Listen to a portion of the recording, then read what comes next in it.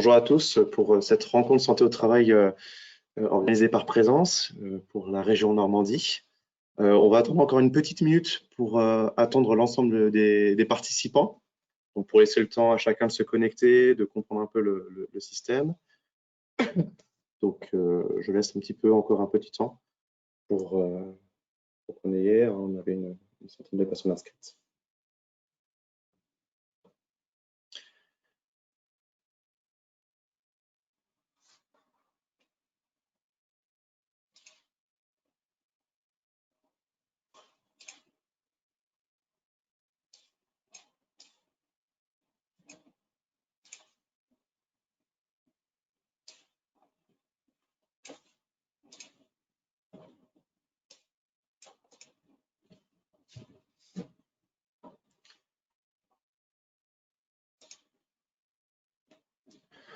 Donc, bienvenue à tous pour ce webinaire. On attend encore un tout petit peu avant de lancer vraiment ce webinaire. On attend que ce soit à 10h02 pour qu'on puisse être tous bien présents et bien commencer tous en même temps. OK, donc là, l'heure est arrivée. Donc, bienvenue sur ce webinaire donc, lié avec les rencontres santé au travail mises en place par le réseau Présence, des services de santé au travail de toute la France. Nous avons donc une rencontre aujourd'hui le 24 septembre pour ce sujet-là et nous allons aborder avec vous le thème référent Covid, une mission partie pour durer, point d'interrogation. C'est vraiment la question. Donc, avant tout, je me présente, Timothée Hubert, ergonome et responsable préventeur à la MSN, donc service de santé de travail situé à Rouen. Alors, référent Covid, une mission partie pour durer, voilà la question qu'on se pose tous. Et on va dire qu'avec l'actualité, comme vous avez pu le voir hier avec l'intervention d'Olivier Véran, on voit que la situation ne va pas vers le mieux, on va dire, sur la situation du Covid-19. Donc, vous aurez sûrement la réponse à cette question. Vous imaginez bien ma réponse, que oui, ça risque d'un petit peu de durer tant qu'on n'a pas de vaccin, etc. Mais on va voir ça. Alors, avant de lancer ce webinaire, vous avez un espace en haut à droite de votre écran où vous pouvez écrire des questions. Donc, n'hésitez pas à poser les questions pour que je puisse vous répondre. Donc, le principe de ce webinaire, donc vous avez pu voir sur référent Covid, va être divisé en deux parties. Une partie où je vous présente mon PowerPoint avec différents aspects liés au référent Covid et une partie à côté, deuxième moitié, où on prendra le temps d'échanger, d'avoir un moment d'échange avec vos questions. Donc, n'hésitez pas plutôt à les écrire dans la rubrique questions qui est sur votre droite dans votre écran sur le petit élément. Le micro est coupé, etc. Donc, c'est vraiment dans cet aspect de questions. Donc, on est sur le sujet de la prévention. Donc, petit rappel, nous sommes dans un service de santé au travail. Aujourd'hui, c'est la grande journée où partout en France, on va faire des rencontres santé au travail sur la prévention en action. Donc, il y a plus d'une centaine de webinaires qui sont mis en place dans toute la France avec des rendez-vous où on peut vraiment comprendre la réalité de la prévention en santé au travail à travers des échanges et des rencontres avec vos professionnels de santé qui vous suivent quotidiennement dans vos entreprises et qui suivent vos salariés. Donc, on est vraiment dans cet aspect-là. Et aujourd'hui, comme je vous l'ai dit, on va parler du référent Covid, qui est vraiment une situation qui monte et qu'il faut prendre en compte. Parce que le référent Covid, qu'est-ce qu'on voit? Pourquoi ce référent Covid? Pourquoi avons-nous besoin d'un référent Covid? Déjà, premier élément, c'est le protocole national qui demande que chaque entreprise puisse avoir un référent Covid par rapport à l'épidémie du Covid-19. Donc, toute entreprise doit nommer un référent Covid. Donc, c'est une obligation mise en place par le protocole national pour assurer la santé et la sécurité des salariés. Donc, qu'importe votre taille, qu'importe votre structure, il faut que vous ayez un référent Covid. Donc, pourquoi ce référent Covid? Donc, c'est une obligation, certes, mais derrière, j'aimerais bien qu'on prenne cet aspect de référent Covid comme plutôt un élément en plus pour que vous ayez une réactivité. Avoir quelqu'un vers qui on peut se tourner. C'est-à-dire que c'est quelqu'un qui est vraiment désigné, qu'on sait qui il est, qu'il a cette compétence par rapport à la Covid-19, cette connaissance, et on sait vers qui se tourner. Alors, bien sûr, le référent Covid, selon la taille, n'est pas tout seul. Le mieux, c'est d'être en équipe avec d'autres personnes qui puissent réfléchir. Mais on va dire que c'est la personne vers qui c'est plus facile de se tourner. Aussi, d'avoir une personne qui se met à jour sur les connaissances de manière régulière. C'est-à-dire qu'on a désigné une personne qui, elle, va toujours essayer de suivre des webinaires comme ce qu'on fait aujourd'hui, chercher au niveau de l'actualité pour avoir des questions, savoir qu'est-ce que sont les actualités, comme par exemple la nouvelle situation de la Normandie, plutôt la situation de l'agglomération rouennaise, où on passe en rouge renforcé avec différentes mesures. C'est aussi, le référent Covid, ça peut être la tête pensante du sujet. C'est-à-dire que la personne qui va être vigilante au sujet, qui va réfléchir comment on peut s'adapter, comment on peut mettre des règles au niveau de l'entreprise par rapport à ce sujet de référent Covid, de la Covid-19. Il va être là pour accompagner l'entreprise dans le sujet. Alors, pourquoi un référent? On a à peu près compris, c'est pour qu'on soit réactif, parce que c'est une obligation, parce qu'on va être vraiment acteur dans ce sujet-là. Et qui est ce référent Covid? C'est quoi sa mission? D'où il vient, etc. C'est quoi son profil? Donc déjà, le référent Covid, c'est un acteur interne à l'entreprise. C'est quelqu'un qui connaît l'entreprise, c'est quelqu'un qui comprend son organisation, qui comprend comment elle fonctionne. Le référent Covid est désigné par le dirigeant avec des missions bien claires et définies et l'autorité suffisante pour le faire. C'est-à-dire qu'on va désigner quelqu'un qui va faire l'action, qui va pouvoir agir et qui a les moyens de le faire, qui a la stature, le statut pour le faire, qui soit écouté, qui soit compris. Bien sûr, tout cela se fait dans une démarche de dialogue social, en lien avec la direction et les représentants du personnel, pour que cette personne-là ne soit pas imposée, mais qu'elle puisse être discutée, partagée, et qu'on puisse vraiment avoir quelqu'un de volontaire et d'acteur dans le sujet. Il vaut mieux quelqu'un qui soit volontaire que quelqu'un qui traîne des pieds et qui finalement ne sera plus du tout ce référent Covid qu'on peut attendre. Dans les petites entreprises, j'ai bien dit que tout type d'entreprise doit avoir ce référent Covid. Bien sûr, dans les petites entreprises, il est possible que ce soit le dirigeant qui soit considéré comme le référent Covid. Il est d'office désigné comme référent Covid, sinon, ça sera quelqu'un d'autre qui va le désigner.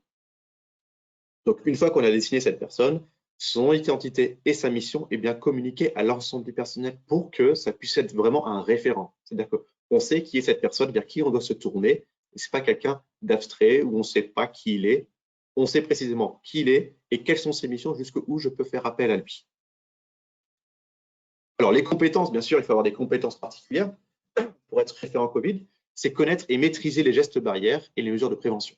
Les gestes barrières, je sais qu'il faut que je respecte 1 mètre de distance avec quelqu'un, que je porte le masque, que je me lave régulièrement les mains, savoir comment les laver, comment faire ça, comment gérer les situations dans l'entreprise.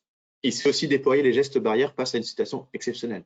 Un accident, un attroupement, un cas suspect, il sait comment se conduire pour ne pas être lui-même un cas contact. Il sait comment agir et comment réagir face à ces situations. Et, excusez-moi, il sait connaître les sources disponibles et savoir les utiliser. Il sait où chercher l'information pour être à jour dans l'actualité. On voit que l'actualité évolue énormément, très rapidement, avec des fois des situations où on est sur un avis comme ça et l'autre fois, c'est complètement le contraire. Il faut que ce référent Covid soit, je dirais de manière un peu plus familière, au taquet de l'actualité pour pouvoir vite réagir. Alors, les missions, là, je les ai tirées simplement du protocole national sanitaire. Donc, périmètre se définit très important par rapport à chaque entreprise. Chaque entreprise est unique, c'est-à-dire que les missions d'un référent Covid ne sera pas le même dans une entreprise A ou dans une entreprise B. C'est vraiment, on essaie de s'adapter au plus par rapport à l'organisation, le contexte, les besoins, la taille, etc. Il n'y a pas de mission très précis, très carrée. Donc, il est en charge de la sécurité sanitaire des salariés. Il veille aux gestes barrières et aux protocoles qui ont été définis. Il veille si c'est mis en place. Il est aussi l'interlocuteur privilégié des salariés. Donc, comme je l'ai dit, c'est avec lui qu'on va pouvoir se tourner en coopération. Bien sûr, il n'est pas tout seul, je le rappelle, avec les ressources humaines s'il y a, avec la direction, avec un CSE si c'est présent, avec le service de santé au travail s'il est. Voilà, vraiment tout ça. Et il va aussi être l'interlocuteur privilégié avec les autorités sanitaires, ARS, etc. S'il y a cluster, on peut réagir. Donc, voilà. Donc, bien sûr, je rappelle que le PowerPoint sera partagé à la fin. Je vois juste des questions sur l'audio. Donc, j'espère que l'audio marche bien. Mais en tout cas, voilà. Je continue alors sur des exemples. exemple de mission qu'on peut avoir. Donc, on a des missions, par exemple, organisationnelles. Donc, réaliser un état des lieux de la situation de l'entreprise. Donc, bien sûr, avant de mettre des moyens de prévention, il faut déjà voir où est-ce qu'on en est dans notre entreprise. Où sont les endroits où on peut retrouver ces éléments-là dans l'entreprise. Qu'est-ce qui pose problème, où est-ce qu'il y aura des flux de personnes plus importantes, etc. Donc, faire déjà un état des lieux. Conseiller et proposer des mesures de prévention adaptées à l'activité. C'est-à-dire qu'après, on a compris comment fonctionner. Est-ce que les gens sont souvent ensemble? Est-ce qu'il y a des distances? Est-ce que c'est des bureaux individuels? Et là, on va essayer d'adapter notre prévention par rapport à ce qui se passe vraiment sur le terrain.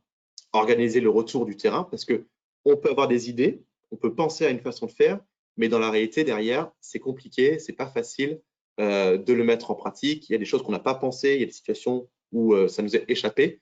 Donc, il est très important que quand on propose quelque chose, c'est d'avoir des retours terrain. Mais je parle même ça dans tout élément de prévention. Les gens qui sont sur le terrain et qui le vivent quotidiennement peuvent apporter des éléments très importants pour la prévention. Et la prévention du Covid joue aussi là-dedans. Organiser des mesures de secours ou d'urgence en cas de suspicion du Covid. Donc, comment isoler la personne, comment évaluer son état, qui contacter, qui transférer, etc. Voilà. Participer à la mise à jour du document unique avec votre service santé, de travail, en tout cas avec différents acteurs. Donc, il peut apporter sa touche par rapport au Covid-19, vu que c'est un sujet qu'il maîtrise. Et aider à la rédaction du plan de prévention lors d'interventions d'entreprises extérieures, qui surtout ne faut pas oublier, quand vous avez des entreprises extérieures qui viennent sur votre site, pensez vraiment à tout cet aspect de prévention qui les concerne également. Les CDI, CDD, etc. Pensez vraiment à tout ça. Voilà, donc ça, c'est des éléments où il peut participer, il peut aider. Alors, il y a aussi des mesures opérationnelles. Donc, je disais, déployer les mesures de prévention décidées. Donc, par exemple, le balisage, les marquages, les interdictions d'accès, les limites de personnes dans une salle, les mises en place de protection, l'affichage. En fait, il va aider, il va participer à ce déploiement. Selon la taille, il va l'organiser, il va le faire. C'est très, très variable. Il va aussi aider au choix des EPI, adapté à l'activité. Donc, cette réflexion de savoir qu'est-ce qu'il faut donner aux salariés par rapport aux EPI, réfléchir à avoir quelque chose de cohérent par rapport à l'activité.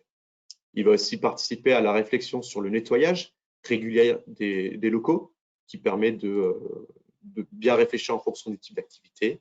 Il va aussi assurer qu'il y a une mise à disposition des points d'eau ou des solutions hydroalcooliques pour le nettoyage des mains, de bien voir que tout est bien réfléchi, et aussi bien penser au stock de 10 semaines de masques. Il va aussi assurer, donc comme je l'ai dit, la mise en place effective de ces mesures de prévention pour voir si elles sont adaptées, etc. Et enfin, gérer les éventuels problèmes qui peuvent survenir parce qu'on n'a pas pensé à quelque chose. Donc, il y a l'aspect des jauges, 4 mètres carrés selon la taille de l'espace, si il y a l'aération, il y a tous ces éléments-là qui doivent vérifier, penser à mettre. Enfin, il y a l'autre aspect, des missions de formation et d'information. Donc, les référents Covid est désigné pour expliquer, pour donner des principes. Alors, peut-être c'est expliquer comment porter le masque ou nettoyer les mains, mais aussi peut-être il peut relayer des vidéos qu'on peut retrouver. Alors, on me demandait par rapport à quels sites sont importants pour se mettre à jour. Donc, il y a par exemple l'ARS qui peut vous apporter beaucoup d'informations au niveau de la région pour savoir où est-ce qu'on en est, qui peuvent donner des informations sur les endroits où on peut se faire dépister, etc. Il y a aussi, vous avez le site du ministère qui permet de revoir, il y a des affiches, des éléments qui expliquent comment se laver les mains, comment porter un masque, etc. Donc, n'hésitez pas à aller sur ce genre de site où l'information est plutôt sûre. On peut avoir ce qu'il faut pour transmettre aux salariés. Donc, informer et vérifier que les mesures ont bien été expliquées aux salariés, parce que des fois, on les explique, on pense avoir expliqué à tout le monde, mais quelqu'un rentre de vacances et il est passé entre les mailles du filet, il se retrouve un petit peu perdu dans tout ça, et il faut vraiment prendre ce temps-là pour bien vérifier si tout le monde a eu communication par mail, par webinaire, il y a tout plein de façons pour communiquer en direct, si c'est une petite entreprise, mais aussi bien de vérifier si les gens ont compris. Parce que c'est ça la difficulté, des fois on parle de porter un masque, mais les gens ne voient pas l'utilité de comment le porter, donc ils vont le porter sous le nez, sous la bouche, etc. c'est des informations qu'on a de partout, à la télé, à la radio, etc. Mais dans le monde du travail, c'est un univers particulier. Et je pense que c'est important de reprendre ce temps avec chacun de vos salariés, de bien vérifier, de bien leur faire comprendre l'utilité de ça. L'utilité, c'est d'éviter d'être malade, d'avoir des clusters dans l'entreprise et d'avoir après des arrêts à répétition, etc., qui vont complètement déstabiliser l'entreprise. La santé est très importante, d'éviter d'avoir des personnes à risque qui peuvent être contaminées et se retrouver à l'hôpital avec réanimation, etc., etc. Donc vraiment la prévention, dans votre discours, ça doit vraiment penser à l'autre. Pensez à moi, mais pensez à l'autre. Donc, le référent Covid va aussi répondre aux différentes questions, craintes de leurs collaborateurs par rapport à la gestion des protocoles. Donc, voilà, il pourra réagir, apporter des réponses, rassurer sur certains points, etc., etc. Et donc, comme je le disais, l'interlocuteur privilégié avec en interne et aussi en externe sur le sujet du Covid.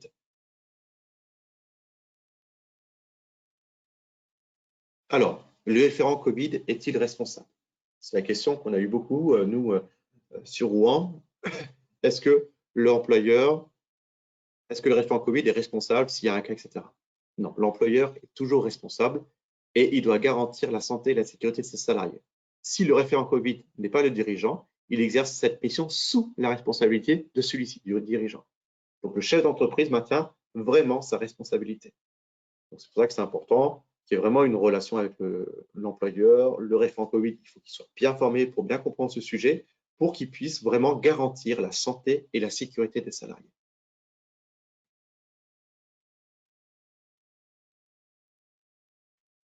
Alors, voilà, donc les missions du référent Covid sont très variables, comme j'ai pu vous le montrer, avec des actions, des sujets bien divers. Mais là, j'aimerais bien rentrer avec vous sur des sujets plus précis. Qui est considéré comme un cas contact? Alors, je ne sais pas où est-ce que vous en êtes sur le sujet, mais je vais essayer de vous expliquer ce qu'on peut appeler un cas contact qui, derrière, va nous permettre de réaliser la matrice, qui n'est pas obligé de nous divulguer, qui nous permet de faire la matrice. Donc, un cas contact, déjà, c'est lorsqu'il y a une absence de protection efficace pendant toute la durée du contact. Donc, absence de port de masque, distance vraiment réduite où on verra dans l'espace clos, nettoyage des mains non efficace, etc. Donc, c'est vraiment déjà, s'il n'y a pas ces éléments-là, on peut rentrer dans la deuxième phase où on va essayer de comprendre qui est un cas contact. Alors, le cas contact, on a différents aspects. Donc, c'est déjà une personne avec qui on partage un lieu de vie, la famille, colocation, etc., dans la vie du quotidien, où cette personne est considérée cette personne est malade, donc moi, je peux être un cas contact de cette personne-là de la famille.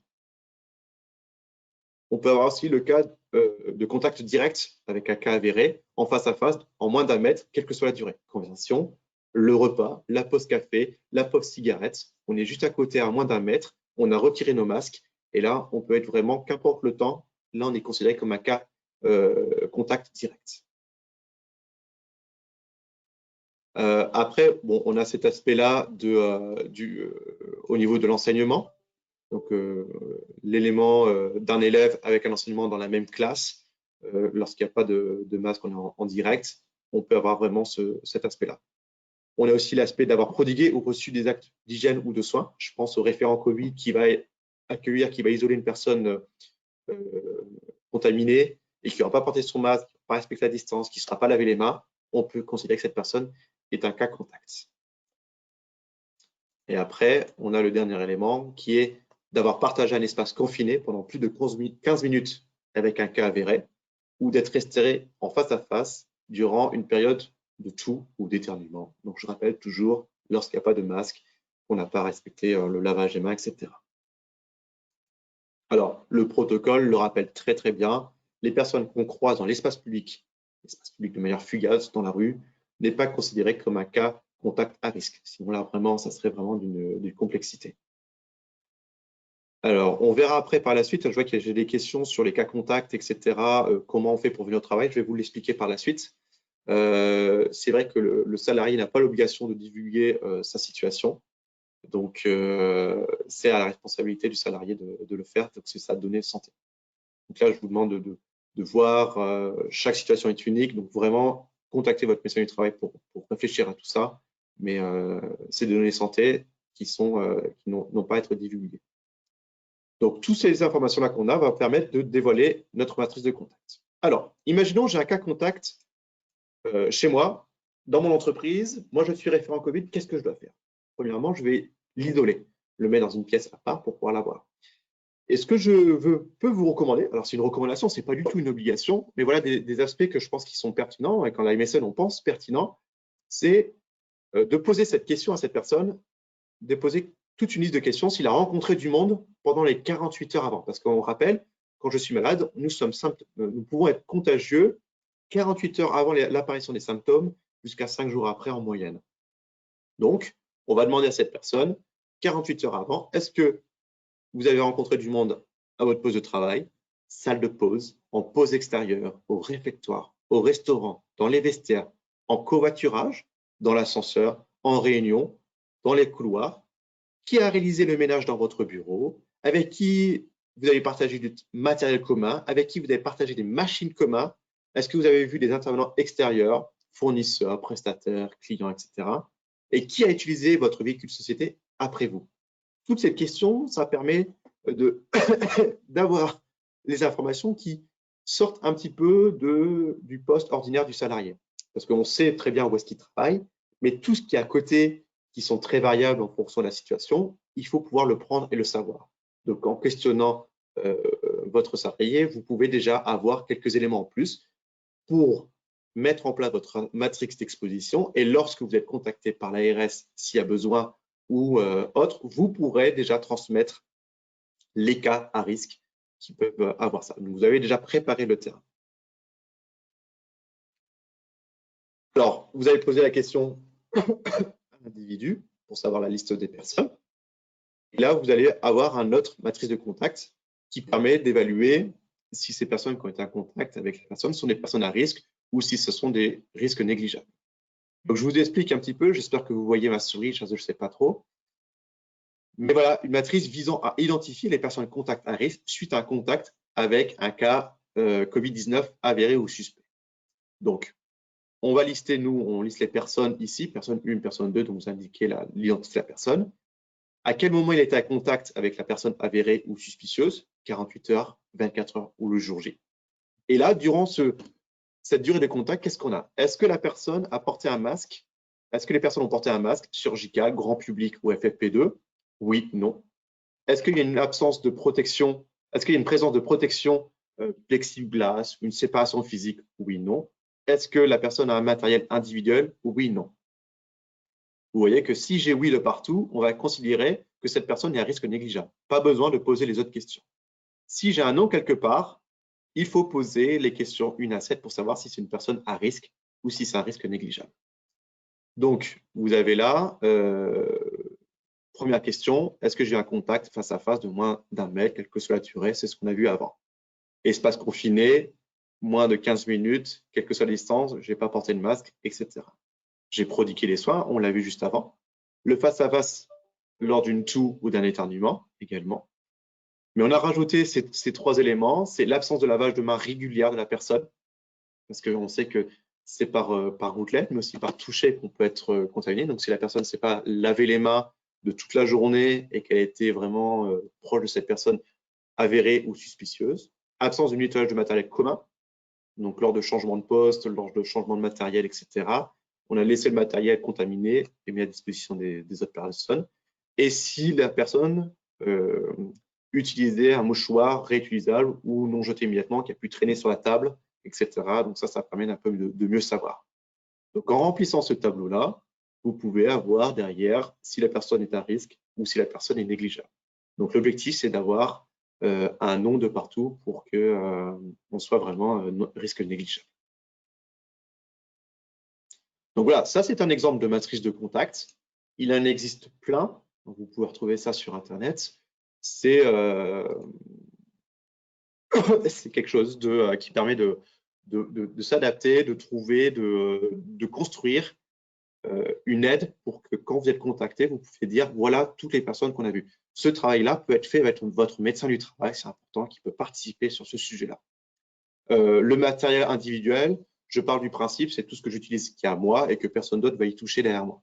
C'est pour ça que c'est ça que, pour moi du matériel individuel. Donc pour les exemples, vous en trouverez un peu partout. Celui-là sera dans le PowerPoint, vous pourrez vous inspirer pour l'avoir. Alors rapidement, hein, vu que le temps défile tellement vite, je vais reprendre les choses. Dans mon foyer, j'ai une personne qui a avéré et qui est en train de faire un test, plutôt qui a une suspicion, et moi je suis à côté. Je vais quand même travailler, je vais au travail et je respecte mes gestes barrières. Ça, c'est vraiment la philosophie. Cas contact d'un cas contact ne va pas s'isoler aussi, il va travailler, mais en respectant très très bien. On peut aussi recommander le télétravail, ce qui a été dit par exemple hier par M. Véran en zone renforcée. Alors, mon foyer, la personne est avérée, est vraiment en cas contact, mais moi, je n'ai pas de symptômes. Donc, à ce moment-là, je vais me faire tester immédiatement et je m'isole. Donc, c'est le cas, quelqu'un dans la famille est un cas positif au Covid-19. Alors, selon le résultat positif, je m'isole à nouveau 7 jours à partir de la date du test. Et après, fin de l'isolement si je ne présente pas de symptômes. S'il est négatif, je m'isole pendant que le membre de mon foyer est toujours malade. Et après 7 jours, après guérison, je me refais tester pour voir ce qu'il y en est. Donc là, je suis positif, je me réisole 7 jours. Et si je suis négatif, c'est la fin de mon isolement, je peux retourner si je ne présente pas de symptômes.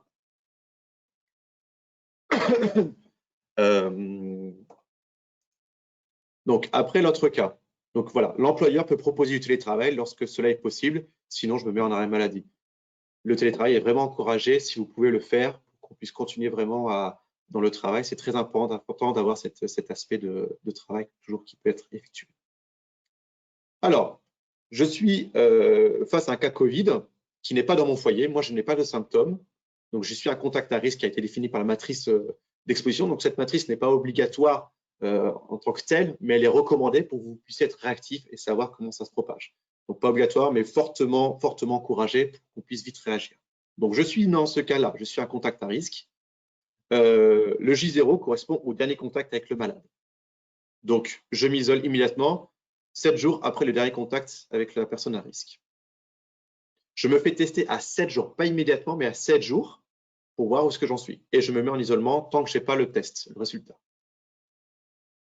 Donc, il est positif, je m'isole à nouveau 7 jours après la date du test. À la fin de l'isolement, je ne présente pas de symptômes, je peux ressortir. Il est négatif. 7 jours après, délai de résultat, fin de l'isolement, je peux reprendre si je n'ai pas de symptômes.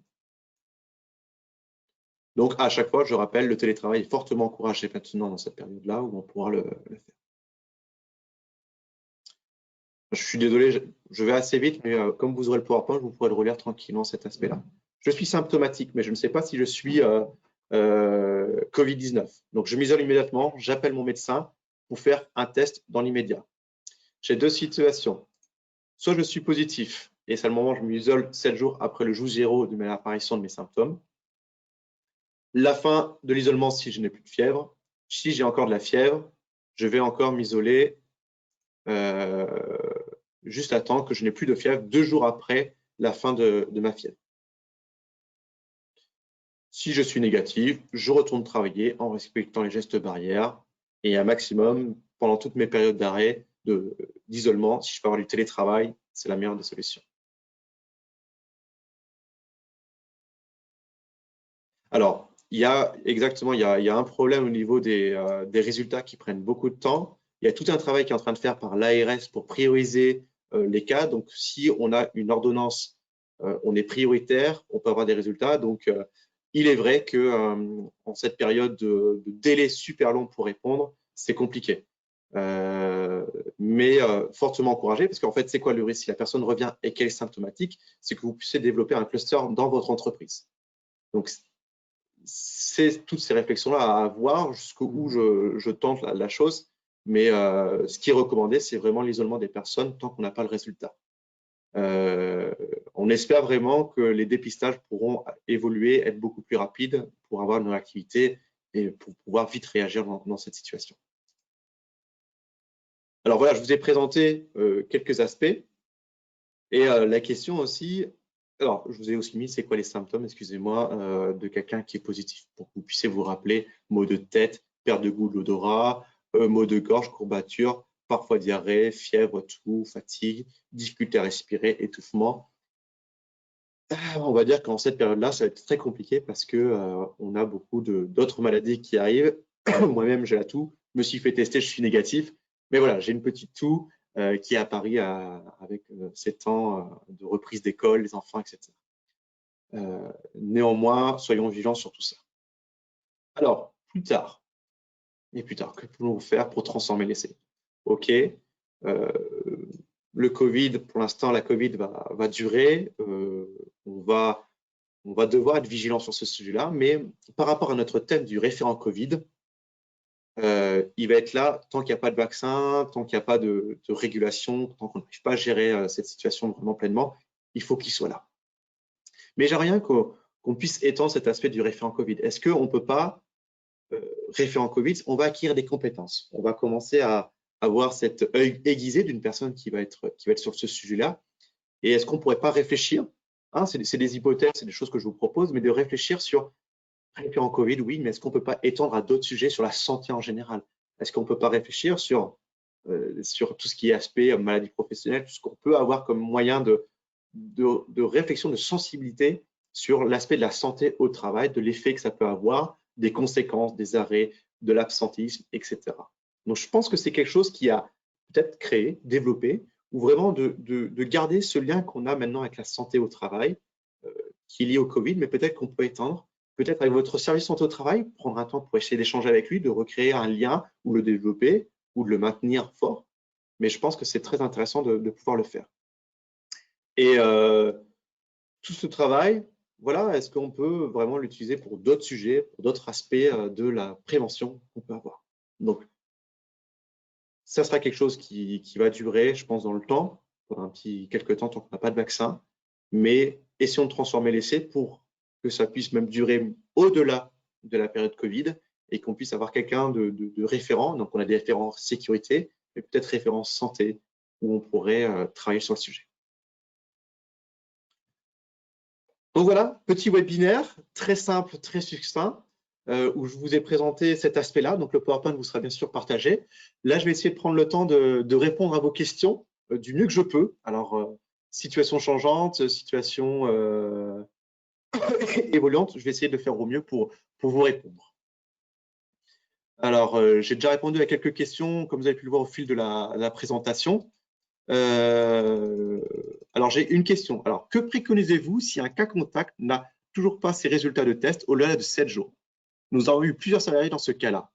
Les personnes n'ont pas d'arrêt de travail, ne pouvant pas être mises en télétravail et n'ont plus de congé. Alors, ça, c'est une des grosses difficultés. C'est vrai que les congés, les arrêts, etc., on peut avoir des fois des soucis pour les avoir. Soit, alors si la personne vraiment revient, on essaye au maximum de l'isoler, de veiller à avoir vraiment les bons gestes barrières pour qu'elle ait vraiment le masque bien nettoyé, vraiment avoir une vigilance plus pour cette personne-là. Et on espère, et c'est ce que j'espère, c'est vraiment les résultats puissent être plus rapides pour que les entreprises puissent être mieux savoir comment gérer les situations. Mais je comprends que ça soit compliqué. Je n'ai pas vraiment tout de suite de réponse sur cela. Alors, j'ai une autre question.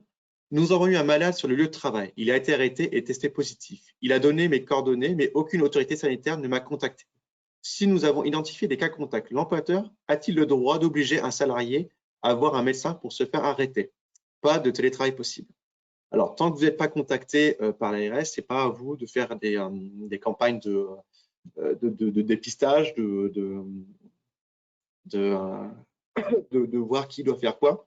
Vous pouvez seulement recommander, mais ça sera l'ARS qui va vous contacter et qui va contacter les gens contacts pour pouvoir faire les tests. Donc, les gens vont voir les médecins quand ils sont symptomatiques, etc. Donc, ce n'est pas à vous en tant qu'employeur de faire cette chose-là.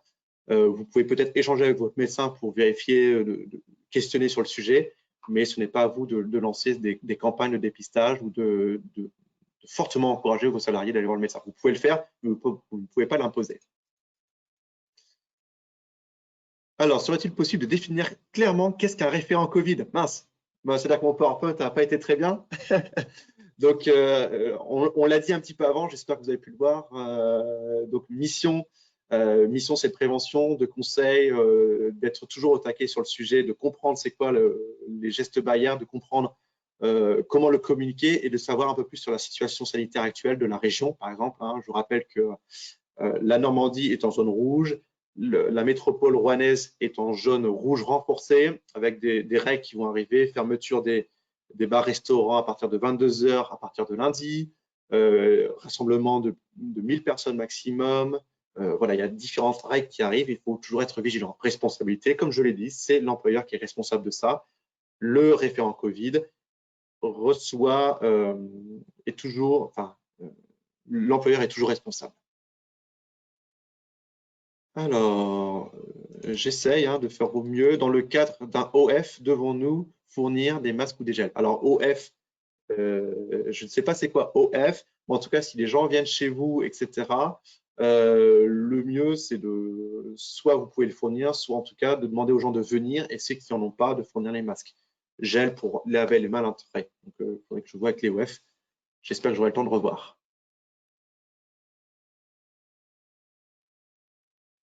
Alors, bonjour, avec les symptômes saisonniers maux de gorge, comment devons-nous réagir car difficile de savoir si symptômes Covid?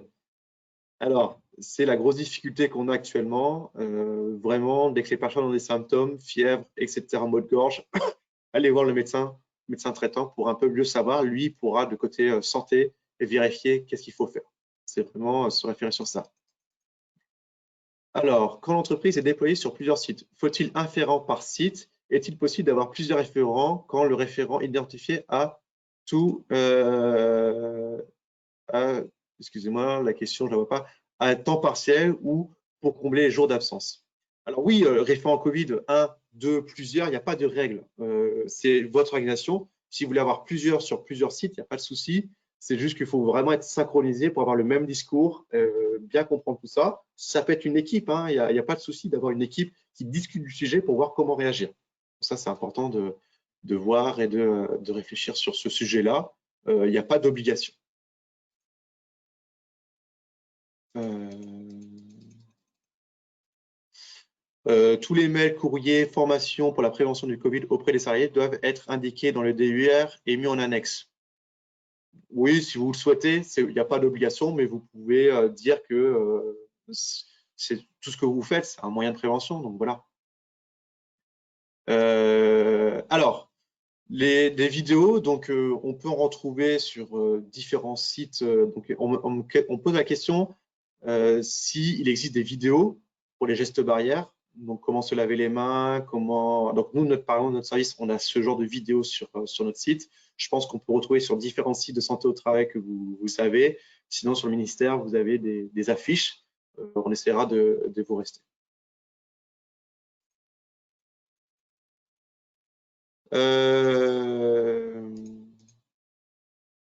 Alors, j'essaye, les délais des résultats des tests sont trop longs. Quand doit-on quand même faire venir les salariés dont le conjoint a une suspicion? Donc, quand le conjoint a une suspicion, comme je l'ai dit, tant qu'il n'a pas sur test, le salarié doit venir. Donc, le conjoint est en suspicion, il va se faire tester, le salarié, lui, peut revenir et voir ça. Donc, voilà, c'est très variable, sinon on bloque tout le monde. Donc ça, j'ai essayé de répondre. Référence sur plusieurs régions, ça, je l'ai répondu. Un de mes collaborateurs est testé positif, a été informé par la CPAM que les collègues ne seraient pas considérés comme des cas contacts par défaut. Ils appliquent les gestes barrières, ils se concentrent sur l'entourage proche. Donc, c'est peut-être une stratégie de la CPAM. J'avoue que sur cet aspect-là, je ne sais pas quelle est la stratégie, mais la matrice de contact vous permet de pouvoir répondre si vous êtes sollicité par la CPAM ou par l'ARS. Donc, attendons voir. faut être réactif, il faut s'adapter au mieux. C'est ce que j'essaie de faire.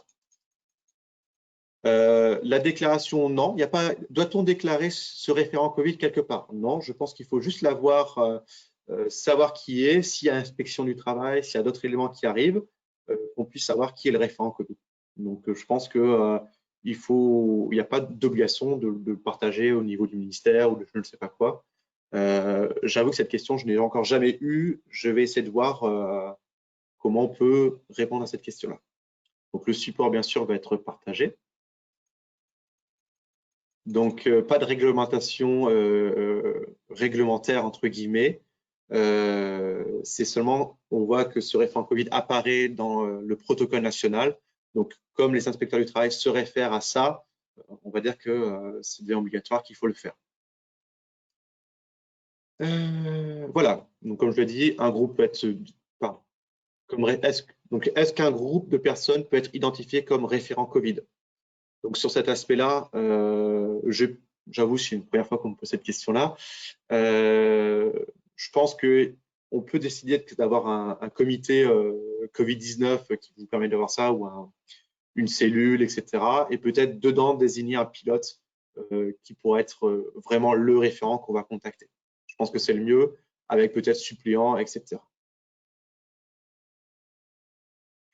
Donc oui, je vois qu'il y a beaucoup de problèmes au niveau du contact de l'ARS. Il y a des questions qui me reviennent régulièrement. Est-ce que l'ARS prend contact? Quand est-ce que je suis pris en contact?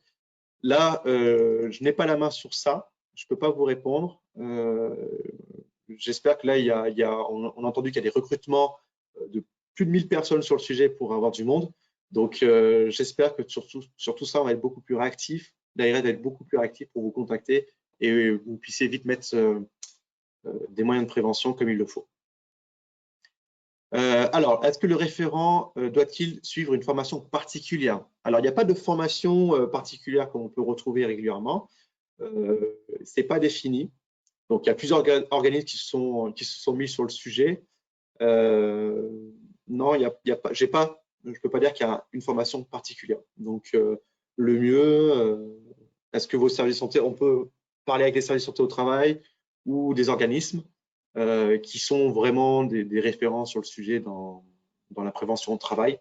Mais voilà, il n'y a pas de formation particulière obligatoire définie. Voilà, même référent pour plusieurs sociétés appartenant à un même groupe. Doit-on informer les salariés que la gouvernance change de protocole? Alors, pouvons-nous avoir un même référent Covid lorsqu'il y a plusieurs sociétés appartenant à un même groupe? Donc, ce qui est important, c'est que le référent Covid puisse gérer cette charge de travail, que tout le monde puisse être au courant de ça. Ce que je recommande, c'est que plusieurs sociétés, donc qui dit peut-être plusieurs fonctionnements différents, comme on disait, le référent Covid doit avoir vraiment le terrain, etc. s'il peut. Donc, peut-être qu'on peut avoir un grand référent Covid et avoir des relais terrain qui pourront aider à voir la pratique, la réalité des choses qui se passent vraiment sur ce que nous pouvons voir. Alors, doit-on informer les salariés dès que le gouvernement change les protocoles déjà en place? C'est mieux si… je veux dire qu'au moins informer les salariés sur tout changement. Par exemple, au 1er septembre, il y a eu le port de masque qui était obligatoire dans les entreprises, dans les espaces clos. Donc là, on doit le prévenir, on fait une note de service, ça va dans le règlement intérieur, etc. Donc, je pense que c'est toujours bon de communiquer avec ses salariés en fonction des situations. Alors, on arrive doucement à la fin. Je suis désolé si je n'ai pas pu répondre à toutes les questions. J'ai essayé de le faire au plus vite. Pour le faire, je vais devoir clôturer cet aspect-là. Donc, je vous remercie à tous d'avoir participé à ce webinaire. Je pense qu'on pourra encore revoir vos questions par la suite. Le PowerPoint sera diffusé. Et voilà, en tout cas, je vous souhaite bon courage pour tout cet aspect-là. Merci pour votre participation aussi qui était agréable à échanger. Et je vous souhaite une bonne journée et continuez à aller sur les autres webinaires qu'on a à vous proposer pour cette journée. Et puis peut-être à bientôt.